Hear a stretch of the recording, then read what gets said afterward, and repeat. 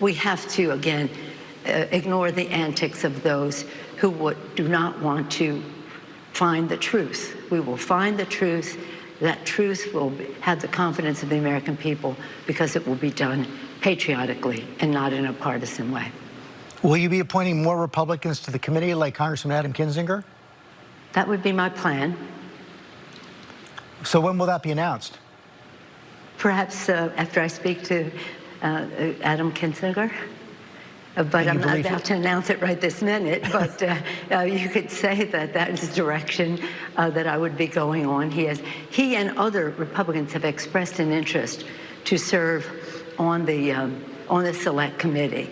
And I wanted to appoint three of the members that Leader McCarthy suggested, but he withdrew their names.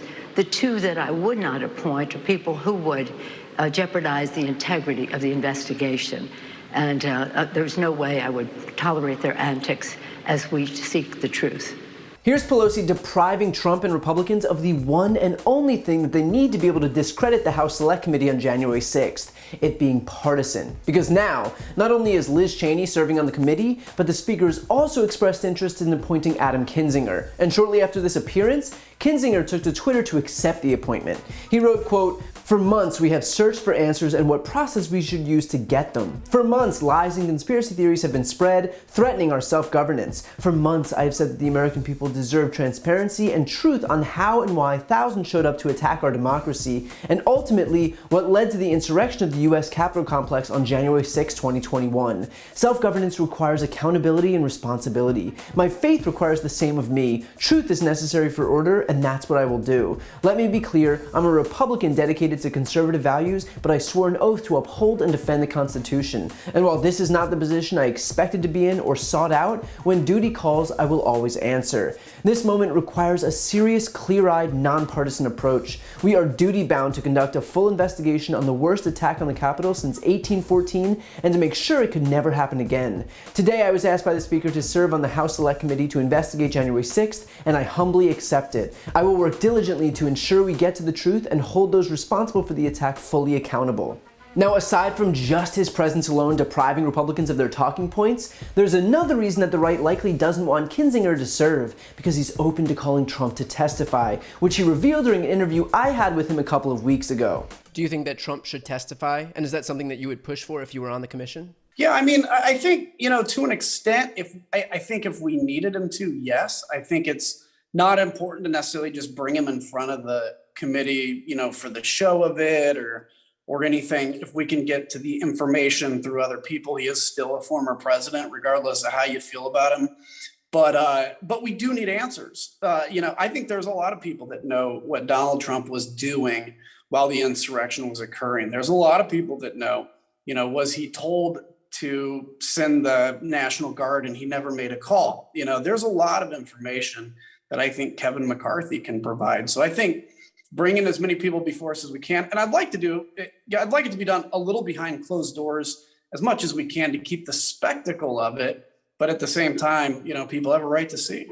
And because the right's sole priority is protecting their golden goose, Kinzinger's openness to a potentially damaging testimony is a 5-alarm fire for Republicans. Remember, all the GOP stands for is its fealty to Donald Trump. That's it. There's no platform, no value set, no principles. It is to protect Trump at all costs. And so clearly, a legitimate, bipartisan committee investigating an insurrection that was solely and directly instigated by the guy is not going to help the GOP in its principal mission. Which is why Republicans have tried to pull out every stop to stall this committee. Like, for example, how Kevin McCarthy tried to put Jim Jordan and Jim Banks on it, a move that would have immediately rendered the committee illegitimate, considering both Jordan and Banks voted against certification of the election, which was the point of the insurrection. The insurrection was literally intended to pressure lawmakers into not certifying the results. So seating members like Jordan and Banks who validated the attack would be like putting members of Al-Qaeda on the 9/11 Commission and expecting objective results. results. And so when Pelosi very predictably vetoed Jordan and Banks on the committee,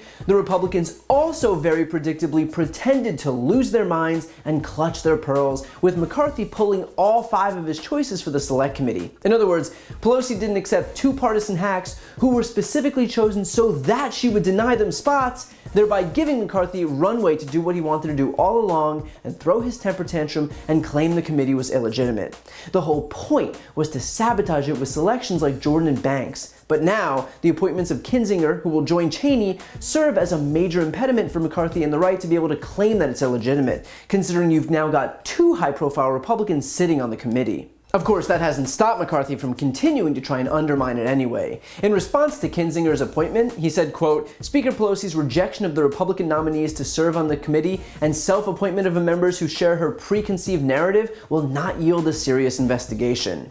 Right, so anyone willing to acknowledge objective reality that the US Capitol getting taken over by a mob looking to assassinate elected officials is just a liberal stooge incapable of a serious investigation. Not at all like his pick of Jim Jordan, who suggested, along with Tucker Carlson, that in fact it was the FBI who was to blame. Christopher Wray refused to get on a conference call about preparation for January 6th before it happened. They knew it was coming. They didn't protect the building. They let the protesters in. The FBI has a long history of setting up crimes. They just did it in Michigan. We're going to get into it in a second.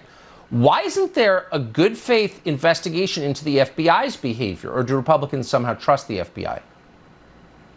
Well, Tucker, you may remember a few weeks ago when we had the FBI director in front of the Judiciary Committee, I asked him about what happened to the Hoopers up in the state of Alaska, their door was kicked in, they were handcuffed, that held at gunpoint and interrogated for 4 hours. They weren't even in the Capitol. But sure, it's the Democrats who won't be able to yield a serious investigation. Got it. And look, let's just be honest here about why McCarthy and the rest of Trump's acolytes are pushing back so hard. They want it to fail because, again, it seeks to investigate the crime that they themselves are complicit in. The crimes that they themselves validated by virtue of refusing to vote for certification of the election. The crime that they themselves continue to promote every time they repeat the big lie. Expecting good faith from the people who continue to sow distrust about the election, which the Capitol insurrection was the natural conclusion of, is a fool's errand. So instead of humoring Kevin McCarthy, we should consider instead why he's so hell-bent on blocking an investigation into one of the most disgraceful acts in this nation's history. Why does he want it swept under the rug? Why doesn't he want a serious investigation? Why is he protecting the person who instigated it? Why doesn't he think that the lawmakers and senators on both sides of the aisle, and yes, even the Republican vice president, whose lives were put in immediate jeopardy, deserve even the most basic courtesy of accountability?